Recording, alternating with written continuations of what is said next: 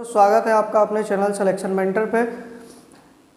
जैसा कि हम लोग पिछले चैप्टर में पॉलिटी में पढ़ रहे थे मूल अधिकार, और मूल अधिकार हमने अनुच्छेद 24 तक शोषण के विरुद्ध अधिकार तक समाप्त कर लिए थे। आज हम लोग मूल अधिकार और राज्य के नीति निर्देशक तत्व तो आगे शुरू करते हैं। तो सबसे पहले है धार्मिक स्वतंत्रता का अधिकार। क्या है? धार्मिक स्वतंत्रता का अधिकार जो है वह अनुच्छेद 25 से लेकर 28 तक वर्णित हैं। तो आपसे पूछा जाए कि धार्मिक स्वतंत्रता का अधिकार कहाँ से कहाँ तक वर्णित है, तो अनुच्छेद 25 से 28 तक वर्णित है। अब अनुच्छेद 25 में है क्या? अनुच्छेद 25 में है अंतःकरण की और धर्म को अबाध रूप से मानने और आचरण और प्रचार करने की स्वतंत्रता। क्या है? अंतःकरण की और धर्म को अबाध रूप से मानने और आचरण और प्रचार करने की स्वतंत्रता। ये किस में है? अनुच्छेद 25 में है। यदि आपसे पूछ लिया जाए कि सिखों को कृपाण धारण करने की शक्ति या स्वतंत्रता किस अनुच्छेद के तहत प्राप्त है, तो जो अनुच्छेद 25 है उसके तहत सिखों को कृपाण धारण करने की शक्ति प्राप्त है। आगे है अनुच्छेद 26 धार्मिक कार्यों की स्वतंत्रता। ठीक है, क्या है? धार्मिक कार्यों की प्रबंध की स्वतंत्रता। अब ये हमारा अधिकार है कि कोई भी व्यक्ति धार्मिक कार्यों के प्रबंध के लिए उसको वो प्रबंध करने के लिए उसको स्वतंत्रता प्राप्त है। आगे है अनुच्छेद 27 करों द्वारा संग्रहित किए गए धन को किसी धर्म विशेष की अभिवृद्धि के लिए खर्च नहीं कर सकती। अच्छा, हम लोग जो भी टैक्स देते हैं तो वो टैक्स इकट्ठा करके, ठीक है, किसी धर्म विशेष के लिए उसको खर्च नहीं किया जा सकता। मान लिया हमने पैसा दिया और केवल वह किसी हिंदू धर्म के ही प्रोग्राम में लगा दिया गया, ठीक है, या किसी मुस्लिम में ही लगा दिया गया, तो अकेले किसी धर्म विशेष के लिए नहीं किया जाएगा। और वह किसके लिए किया जाएगा? सभी चीज़ों के लिए उसको लगाया जाएगा। तो टैक्स के द्वारा पैसा जो इकट्ठा किया जाएगा उसको कहाँ? किसी धर्म विशेष की अभिवृद्धि में खर्च नहीं किया जाएगा। ठीक है, आगे है अनुच्छेद 28 शिक्षण संस्थाओं में धार्मिक शिक्षा का प्रतिषेध होगा। ठीक है, शिक्षण संस्थाओं में धार्मिक शिक्षा का प्रतिषेध होगा। ठीक है, इसमें क्या है? राज्य निधि, ठीक है, राज्य निधि से पोषित कोई भी विद्यालय, अगर कोई भी स्कूल जो सरकारी है, ठीक है, तो उसमें क्या होगा? धार्मिक शिक्षा नहीं दी जाएगी।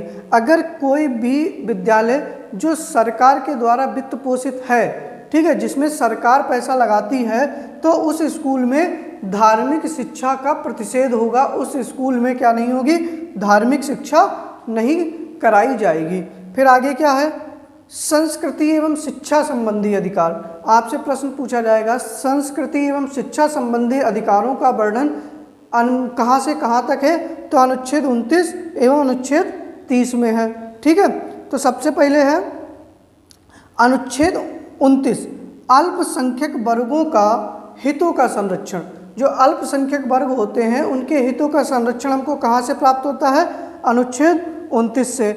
इसमें क्या है कि प्रत्येक नागरिक को अपनी भाषा, अपनी लिपि, अपनी संस्कृति बनाए रखने का या अधिकार है। ठीक है, तो प्रत्येक व्यक्ति को क्या है? अपनी भाषा, अपनी लिपि, अपनी संस्कृति, ये सारी चीज़ें बनाए रखने का अधिकार है। इसके बाद में क्या है? अनुच्छेद 30 अल्पसंख्यकों को शिक्षा संस्थान की स्थापना एवं प्रशासन से संबंधित है। ठीक है, अब देखो अनुच्छेद 30 में क्या है? सभी अल्पसंख्यक वर्गों के लोगों को अपनी मनपसंद के शिक्षण संस्थाओं में, ठीक है, सभी अल्पसंख्यक वर्गों को अपनी पसंद की शिक्षण संस्थाओं की स्थापना व प्रशासन करने का अधिकार प्राप्त है। वह अपनी मनपसंद, मतलब अपनी पसंद से किसी भी शिक्षण संस्थान की स्थापना कर सकते हैं और उसका प्रशासन कर सकते हैं। ठीक है, आपसे आगे पूछ सकता है कि राज्य जो है, इसमें एक ऐसा है कि राज्य किसी भी शिक्षण संस्थान को इस आधार पे मना नहीं कर सकता कि वह जो है अल्पसंख्यकों के प्रबंधन से है। कि वह अल्पसंख्यकों का प्रबंधन करता है, इसलिए राज्य जो है वह उसको मना नहीं कर सकता। तो यह किसमें है? अनुच्छेद 30 में है। ठीक है। अनुच्छेद 29 में क्या है? अल्पसंख्यक वर्गों के हितों का संरक्षण। और अनुच्छेद 30 में क्या है? अल्पसंख्यकों को शिक्षा संस्थान की स्थापना एवं प्रशासन से संबंधित है। फिर आता है अनुच्छेद 32। क्या आता है? अनुच्छेद 32। इसमें क्या है? संवैधानिक उपचारों का अधिकार। क्या है? संवैधानिक उपचारों का अधिकार। इसमें क्या है? इसे डॉक्टर भीमराव अंबेडकर ने संविधान की आत्मा कहा है। आपसे प्रश्न पूछा जाएगा कि भीमराव अंबेडकर ने संविधान की आत्मा किसे कहा है? ठीक है।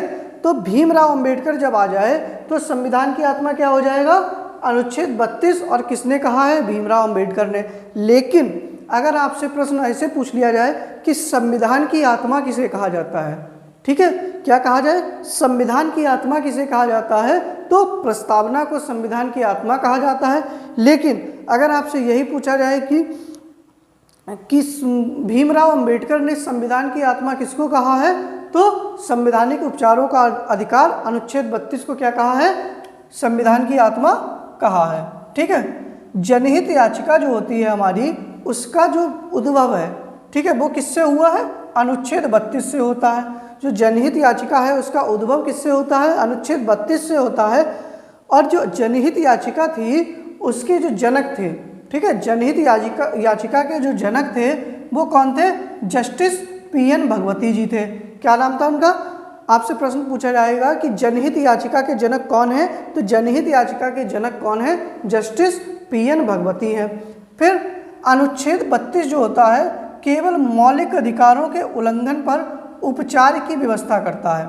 देखो, अगर मौलिक अधिकारों का कोई उल्लंघन करता है तो उस मौलिक अधिकार के उल्लंघन करने पर अनुच्छेद 32 की सहायता लेकर हम उसकी व्यवस्था कर सकते हैं। फिर क्या है?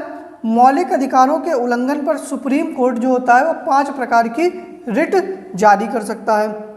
अब आपसे प्रश्न पूछा जाएगा कि जो सुप्रीम कोर्ट होता है उसको रिट जारी करने की शक्ति किस अनुच्छेद के तहत प्राप्त है? तो अनुच्छेद 32 के तहत प्राप्त है। ठीक है।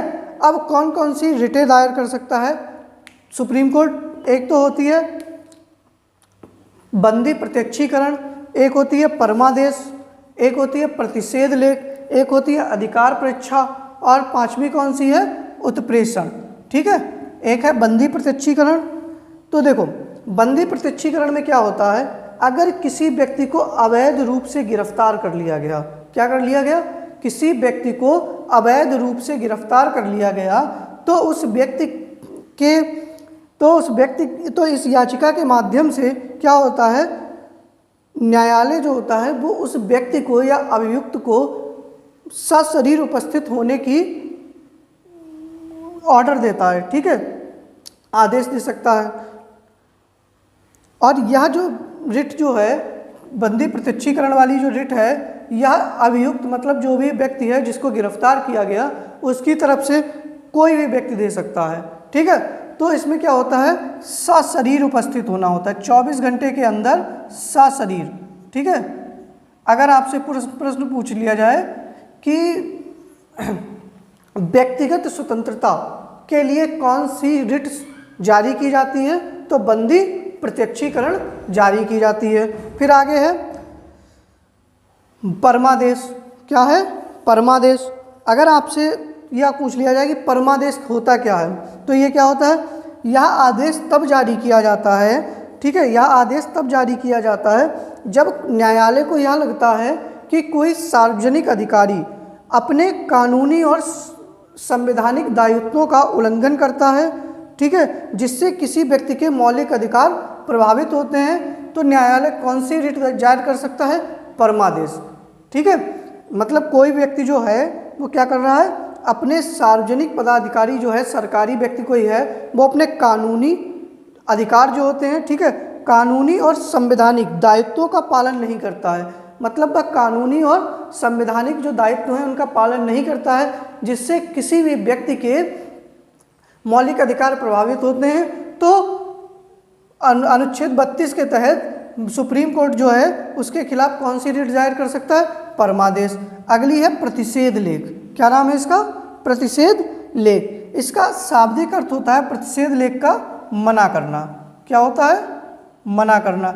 इसमें क्या होता है, जब कोई निचली अदालत अपने अधिकार क्षेत्र का अतिक्रमण करके किसी मुकदमे की सुनवाई करती है, ठीक है, जैसे कि कोई निचली अदालत है, उसके अधिकार क्षेत्र में वह मुकदमा नहीं आता, लेकिन वह फिर भी उस मुकदमे की सुनवाई करती है, तो जो ऊपर की अदालत होगी जैसे कि हाई कोर्ट और सुप्रीम कोर्ट, ठीक है, ऐसा रोकने के लिए, ठीक है, उसको ऐसा करने से रोकने के लिए उसके खिलाफ कौन सी रिट जारी कर सकती है? प्रतिषेध लेख जारी कर सकती है।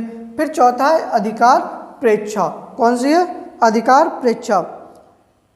जब न्यायालय को यह लगता है कि कोई व्यक्ति ऐसे पद पर आसीन है जो उसका अधिकार नहीं है, ठीक है, कोई व्यक्ति क्या है, ऐसे पद पर नियुक्त हो गया है कि वह उसका कानूनी अधिकार नहीं है, तब जो न्यायालय है वो अधिकार प्रेक्षा की रिट जारी करके उसके आदेश को या उसकी नियुक्ति को रोक सकता है या उससे पूछ सकता है आप किस हक से इस पद पर आए हैं।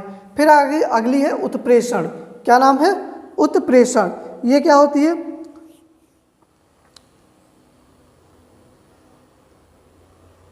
कि जब कोई निचली अदालत जो होती है, मतलब ऐसे मान के चलो रद्द करना। क्या होती है? रद्द करना। जब कोई निचली अदालत जो होती है, ठीक है, निचली मतलब यह रिट जो होती है अधीनस्थ न्यायालय को कौन जारी करता है? उच्च न्यायालय जारी करते हैं। मतलब जो निचली अदालतें होती हैं उनको जो है वो उनसे ऊपर वाली अदालतें उत्प्रेषण नाम की रिट जारी करती हैं, ठीक है। अब आपसे प्रश्न एक पूछ लिया जाए कि राष्ट्रपति आपातकाल की, देखो आपातकाल की घोषणा कब होती है? अनुच्छेद 352 के तहत कौन करता है? राष्ट्रपति करता है, ठीक है। आगे आपसे पूछ लिया जाए कि अनुच्छेद 19 में वर्णित 6 स्वतंत्रताएं हैं। अनुच्छेद 19 में वर्णित 6 स्वतंत्रताएं हैं। वह 6 स्वतंत्रताएं जो हैं वो 6 स्वतंत्रताएं या वो 6 मूल अधिकार हैं वो स्वतः निलंबित हो जाते हैं, या किस संविधान के किस अनुच्छेद में यह अधिकार प्राप्त है कि जो अनुच्छेद 19 की, ठीक है, जो अनुच्छेद 19 की 6 स्वतंत्रताएं दे रखी हैं या 6 मौलिक अधिकार हैं वह स्वतः समाप्त हो जाते हैं। किसके द्वारा? अनुच्छेद 358 के द्वारा, जब देश में क्या लगा है? आपातकाल लगा हुआ है, ठीक है। मैंने पिछली क्लास में आपको बताया था कि अनुच्छेद 20 एवं 21 को छोड़कर, ठीक है, अनुच्छेद 20 एवं 21 को छोड़कर जो भी अन्य मूल अधिकार हैं उनको निलंबित करने की शक्ति राष्ट्रपति को किस में प्राप्त है? अनुच्छेद 359 के तहत प्राप्त है। किस में प्राप्त है? अनुच्छेद 359 के तहत प्राप्त है। आप इसका एक स्क्रीनशॉट लीजिएगा। उम्मीद करते हैं कि आप लोगों को क्लास समझ में आ रही होगी।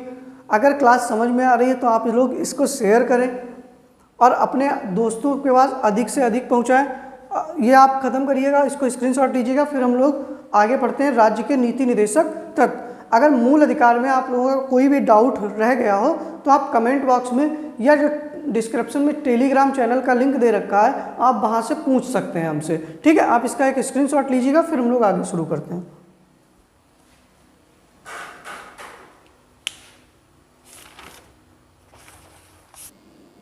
अगला चैप्टर है जो कि यूपी SSSC पेट के सिलेबस में दे रखा है, राज्य के नीति निदेशक तत्व। तो हम लोग आज इनके बारे में शुरू करते हैं। तो सबसे पहले कि राज्य के नीति निदेशक तत्व संविधान के किस भाग में हैं एवं कहाँ से कहाँ तक वर्णित हैं, ठीक है। तो संविधान के भाग 4 में अनुच्छेद 36 से लेकर 51 तक राज्य के नीति निदेशक तत्वों का वर्णन है। अच्छा, आपसे प्रश्न पूछा जाएगा कि राज्य के नीति निदेशक तत्व जो हैं वो किस देश के संविधान से लिए गए हैं? तो राज्य के नीति निदेशक तत्व जो हैं वो आयरलैंड के संविधान से लिए गए हैं। अच्छा, इसके बाद राज्य के नीति निदेशक तत्व जो होते हैं वो न्यायालय द्वारा लागू नहीं किया जा सकता। मौलिक अधिकारों को न्यायालय द्वारा लागू कराया जा सकता था, लेकिन राज्य के नीति निदेशक तत्वों को न्यायालय द्वारा लागू नहीं किया जा सकता, अर्थात इन्हें वैधानिक शक्ति प्राप्त नहीं होती है। क्या होता है? इनको वैधानिक शक्ति प्राप्त नहीं होती है। इसमें होता क्या है कि राज्य के नीति निर्देशक जो तत्व होते हैं वह राज्यों का यह कर्तव्य होता है कि वह इन सिद्धांतों को कानून बनाकर पालन करवाए। ठीक है, वह इन सिद्धांतों को कानून बनाकर पालन करवाए। अब होता है अनुच्छेद 37 आता है। तो अनुच्छेद 37 में क्या होता है, राज्य के नीति निर्देशक तत्व जो हैं उनकी क्या दे रखी है, प्रकृति दे रखी है। ठीक है, फिर हम लोगों से जिनसे क्वेश्चन बनते हैं हम उनके बारे में देखते हैं। पहले क्या है, अनुच्छेद 38। पहला क्या है, अनुच्छेद 38। तो अनुच्छेद 38 में क्या है कि लोक कल्याण, जो राज्य है वह लोक कल्याण की अभिवृद्धि के लिए सामाजिक व्यवस्था बनाएगा। क्या है कि राज्य जो है वो लोक कल्याण के लिए सामाजिक व्यवस्था के लिए क्या बनाएगा, अभिवृद्धि करेगा। जैसे कि राज्य को यह निर्देश दिया गया है कि वह लोक कल्याण की अभिवृद्धि करेगा। ठीक है, और सामाजिक व्यवस्था की स्थापना का प्रयास करेगा जिससे सामाजिक, आर्थिक और राजनीतिक न्याय प्रत्येक व्यक्ति के लिए सुनिश्चित हो सके। ठीक है, अगर आपसे यही पूछा जाए कि किस संविधान के किस अनुच्छेद में दिया गया है कि लोक कल्याण की अभिवृद्धि के लिए सामाजिक व्यवस्था राज्य बनाएगा, तो अनुच्छेद 38 के तहत है। फिर क्या है, अनुच्छेद 39। ठीक है, क्या है, अनुच्छेद 39। अनुच्छेद 39 में राज्य को यह निर्देश दिया गया है कि स्त्री एवं पुरुष के लिए समान कार्य के लिए समान वेतन। यदि कोई स्त्री, वही कार्य मैं कर रहा हूँ, वही कार्य कोई स्त्री कर रही है, समान कार्य कर रही है, समान घंटों में कार्य कर रही है, ठीक है, तो क्या होगा, उस समान कार्य के लिए समान वेतन दिया जाएगा। ठीक है, ऐसा नहीं है कि हमको ज़्यादा मिले और किसी महिला को कम मिले, तो ये क्या होगा, इसमें इसका उल्लंघन हो जाएगा। इसलिए क्या होगा, समान कार्य के लिए समान वेतन की व्यवस्था कहाँ की गई है, राज्य के नीति निर्देशक तत्व में, और कहाँ पर, अनुच्छेद 39 में। फिर क्या है, राज्य प्रत्येक स्त्री एवं पुरुष को समान रूप से जीविका के साधन उपलब्ध कराने का प्रयत्न करेगा।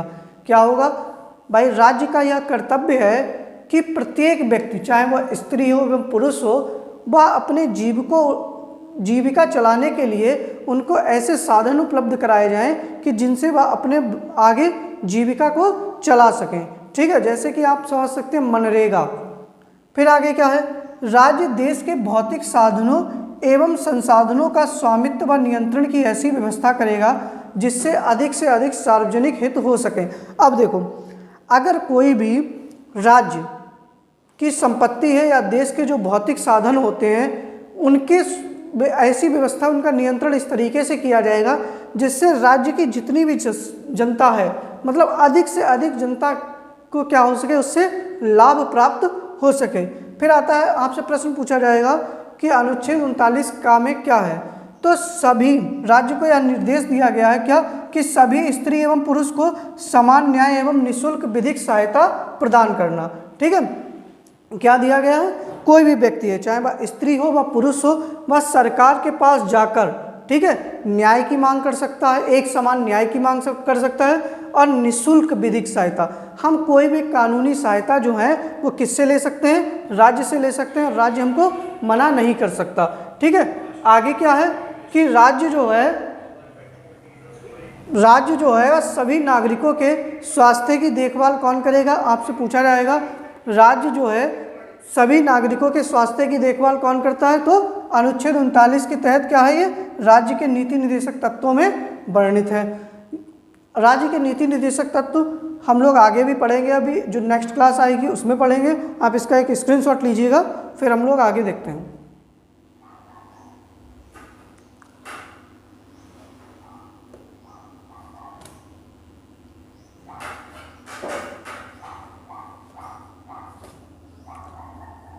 सोचा है कि कुछ आप लोगों को शेड्यूल दे दिया जाए कि कौन सी क्लास आपकी किस दिन होगी।